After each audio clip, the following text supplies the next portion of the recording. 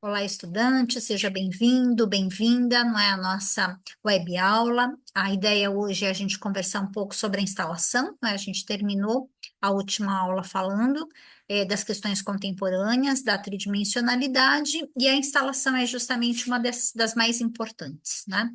Então, eu vou fazer aqui uma divisão com o PowerPoint que eu preparei aqui para a gente conversar sobre esse tema. Vou colocar ele aqui no modo apresentação. Bom, e a gente começa tentando um conceito, né? Por que tentando? Porque é um tema muito contemporâneo, há várias intercursões aqui na tentativa de conceituar, e a gente não vai chegar num conceito único, tá fechado, né, estabelecido, mas a gente consegue entender bem o que seria a instalação quando a gente começa a pensar que esse é um termo que vai entrar para o vocabulário das artes, né, na década de 1960. Inicialmente, usa-se o termo assemblage, que depois vai passar a designar muito mais, não é, uma construção com elementos tridimensionais que são agregados e que aonde cada um desses elementos ainda mantém uma certa leitura individual, mesmo no conjunto, né? E também vai entrar, né, como instalação a ideia de um ambiente construído, né, que era inicialmente construído em espaços de galerias ou museus. Hoje a gente já amplia, inclusive, né, que a instalação ela não precisa estar ligada ao espaço da galeria, ao espaço do museu, mas para diferenciar um pouco do que é a assemblagem, do que é a instalação, a gente pensa a instalação muito mais com base nessa ocupação, nessa dinamização de um espaço, né? Mas essa dificuldade de conceituação, ela vai permanecer até os dias de hoje, né? Bom, inicialmente, a instalação, a gente pode localizar, né, uma primeira iniciativa ainda como uma arte europeia, por iniciativa dentro do dadaísmo, do Kurt Weiters, né? Ele cria uma obra que ele chama de Mers, ou Mersbaum, que é a própria casa dele, em 1919. E aí eu vou mostrar, eu vou caminhar aqui no PowerPoint, e vou indo e vindo, né? Então, o MERS aqui, ele vai tomando forma, né, nos anos de 1920, entre 1920 e 1936. Eu tenho, queridos, um cachorro que está latindo, né, aqui do meu lado, então eu vou colocá-lo para participar da nossa aula, porque é assim que funciona. Quando eu coloco ele para participar, ele fica tranquilo, tá? Ele fica aqui junto comigo. Então, o Kurt Weiters, ele durante um tempo, ele vai recolhendo na rua pedaços de madeira, letreiros, elementos que ele vai agregando na própria casa dele. Então, a casa se transforma num espaço que vai sendo ativado por essas intervenções. E ele faz isso durante um longo período, né, na sua casa em Hanover. Ele começa no estúdio dele, né? Mas ele vai ampliando isso para toda a casa. Na época que ele partiu para a Noruega, em 1936, né, isso já havia tomado todas as salas, né, do apartamento dele e que se estendia até dois andares, né, mais acima para a varanda e para baixo para o porão. Essa instalação, né, do Kurt Weiters, ela vai ser bombardeada. Na verdade, o prédio foi bombardeado em 1943, durante a Segunda Guerra Mundial, mas a Mersbau foi fotografada, né? E aí, como ela foi fotografada, hoje ela foi reconstituída, tá? Então, aqui a gente está vendo uma foto da Mersbau original, né? Aqui, ó.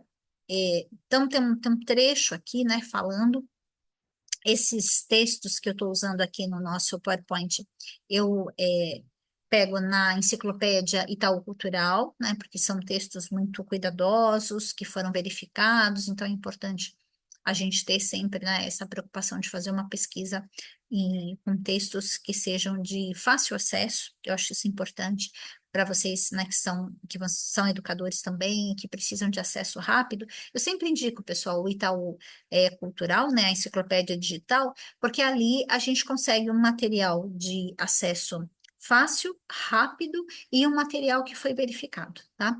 Então, aqui tem uma fala, né, que coloca um pouco dentro da obra do Schweitzer, né, esse processo. Então, juntamente com suas colagens, o Schweitzer também alterou dramaticamente os interiores de vários espaços ao longo da sua vida. O mais famoso foi o Merzbau, né?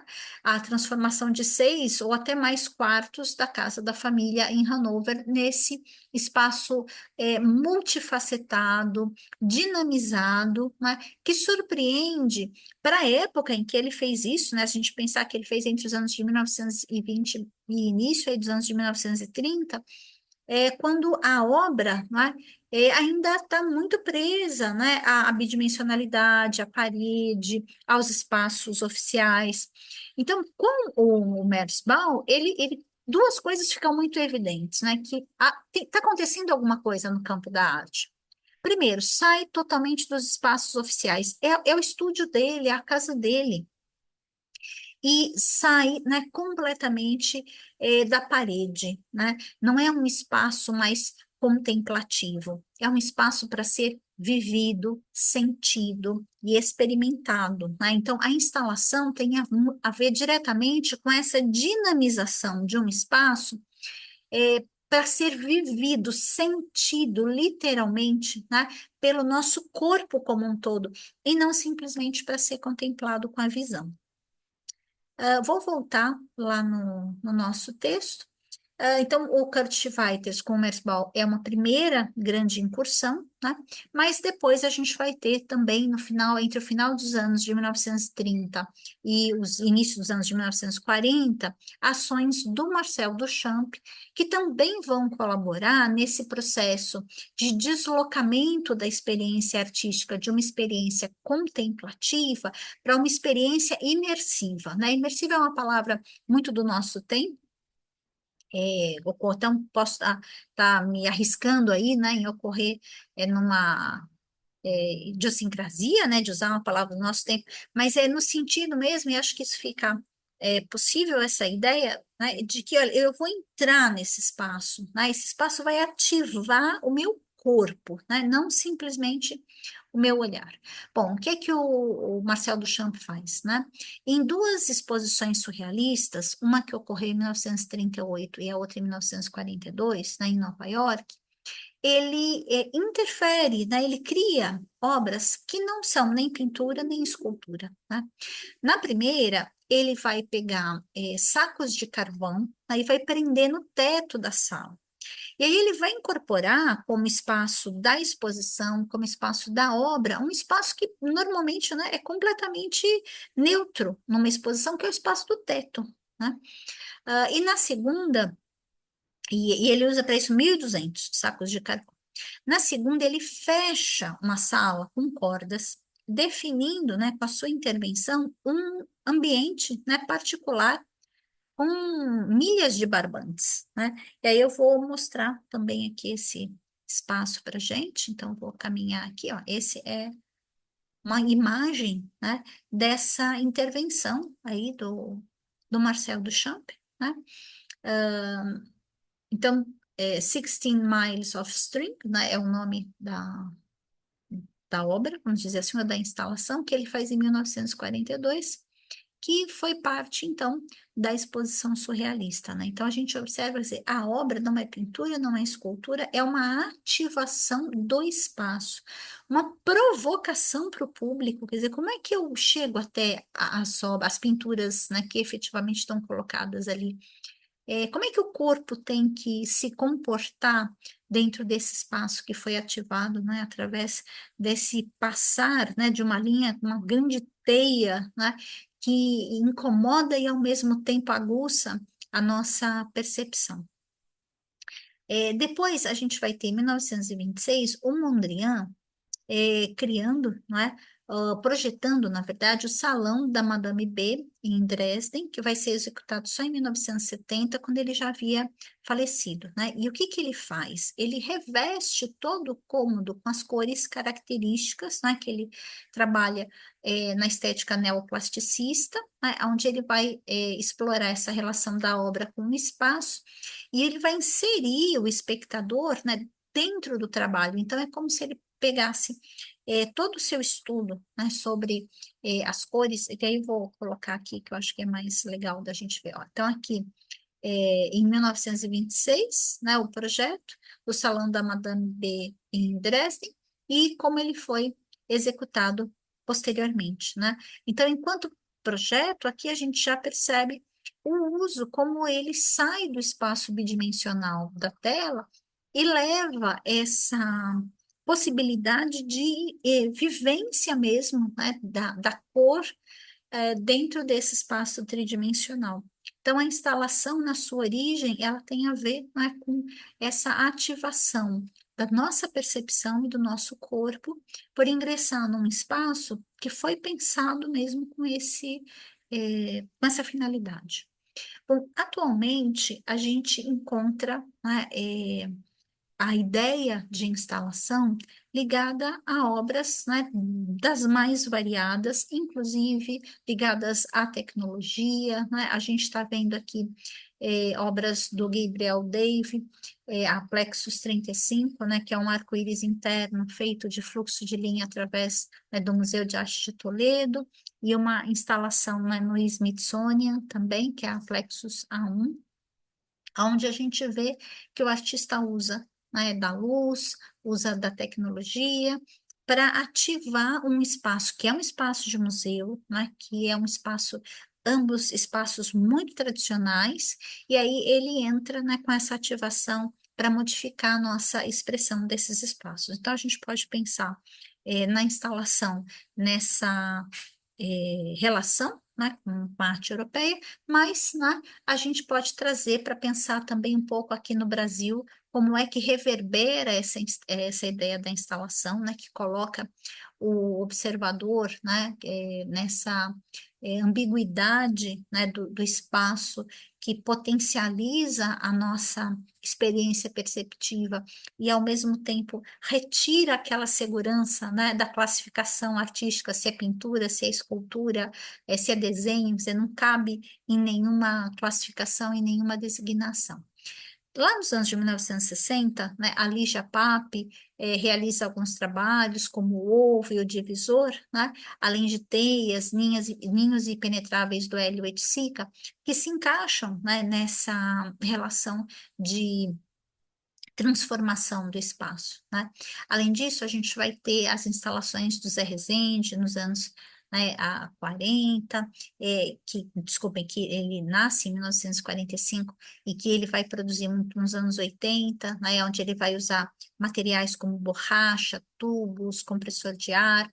Depois a gente vai ter o Tunga, também, né, nos anos 80, nos anos 90, a Mira Schendel, né, com tem uma obra dela chamada Um das Paradas de Probabilidade, na 10ª Bienal Internacional, em 1969, e o Nuno Ramos, com uma obra icônica, né, que é o 111, que faz relação aos mortos, né, no ataque do Carandiru, aí, que são os presidiários que foram mortos, que se rebelam, né, e que para terminar com essa rebelião, a polícia invade o Carandiru e 111 presidiários são mortos. Ele faz uma homenagem em 1992 também, através de uma instalação.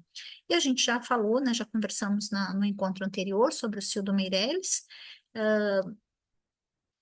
né, o Desvio para o Vermelho, que é uma obra aí também super emblemática da instalação no Brasil. Atualmente, a gente tem, né, novos talentos, vamos dizer assim, que já não são nem tão novos, na verdade, mas que são talentos, né, que têm, inclusive, ganhado o mundo aí, né, levando a arte brasileira para o mundo. A gente vai ter o Jorge Mena Barreto e o Ernesto Neto, e aí eu trouxe justamente hoje para a gente conversar essa obra do Ernesto Neto, né, que é uma instalação feita com grandes estruturas de crochê que remetem, né, a vísceras, remetem a estalactites, remetem a, a espaços, né, que dialogam entre aquilo que está dentro do nosso corpo e aquilo que está fora, coisas que podem ser pegajosas e gosmentas, mas também há essa ideia lúdica de espaços para serem vividos, que eu posso pegar, que eu posso empurrar, que eu posso dialogar com o meu corpo, né? E o título, né, dessa instalação, que é uma delícia, que é Dengo. E aí, quando a gente vai procurar, né, a origem dessa palavra dengo, né, que a gente usa muito no nosso cotidiano, né, principalmente quando a gente fala, você está dengoso, você com essa ideia de chamego, né, de uma certa doçura, a gente se surpreende, né, com a origem dessa palavra, com a forma como ela vai dialogar nessa instalação, né? Então, peguei aqui dois verbetes aqui que falam um pouquinho, dois textos que falam um pouquinho, né, da origem. Então, no primeiro, né, dengo está relacionado a aconchego, alento, né, que é uma palavra que tem um significado cheio de afeto aqui no Brasil, vem da língua Kikongo, do povo Banto, né, na África, e quer dizer doçura, né? Então, a gente aí, a partir disso, volta, né, quer dizer, a doçura desse espaço, né, que dinamiza a nossa relação com o nosso próprio corpo, né, com o corpo do espaço, né, o espaço ganha um corpo, passa a ter, ser a área interna de algo, de alguém. E tem um outro aqui que eu peguei também que eu achei bem interessante, né? A palavra dendo é signo portentoso e conjuga em seu interior a palavra chamego, né? É a família preta em celebração do quilombo íntimo. É a África na origem, né? O sopro da criação original no ouvido, a trazer placidez e beleza ao coração. É um texto lindo do Davi Nunes, um pedacinho só de um texto bem mais longo, que está no portal do GL10, que é um portal que trata aí de questões de africanidade.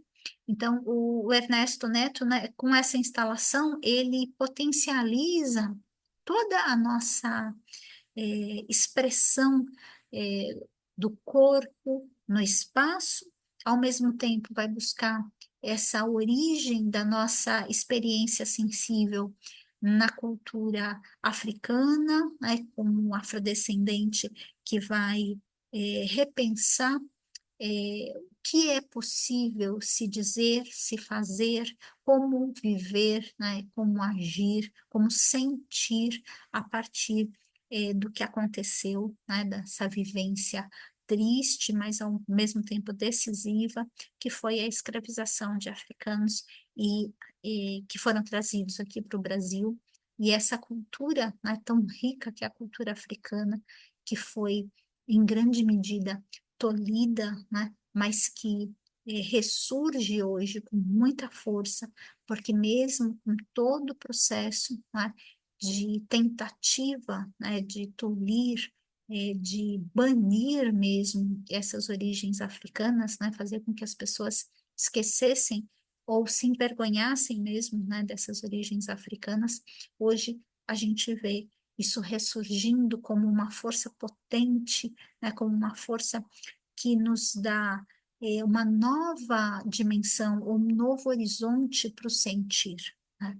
Então, é uma instalação assim super importante que ganhou o mundo. O Ernesto Neto tem feito esse tipo de instalação aí, não só no Brasil, mas em diferentes, apresentando, né, para outras culturas essa cultura afro-brasileira, e tem sido assim, né, sempre muito feliz nessa relação que ele estabelece com a nossa história, aí, com as nossas potencialidades.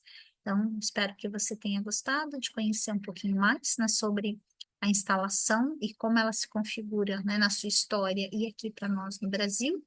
Vou romper aqui o compartilhamento. Então, a gente encerra o ciclo de web aulas, né, desse segmento, e espero que você faça aí uma boa finalização, né, da disciplina e que a gente se encontre aí em outras oportunidades, né? Até lá.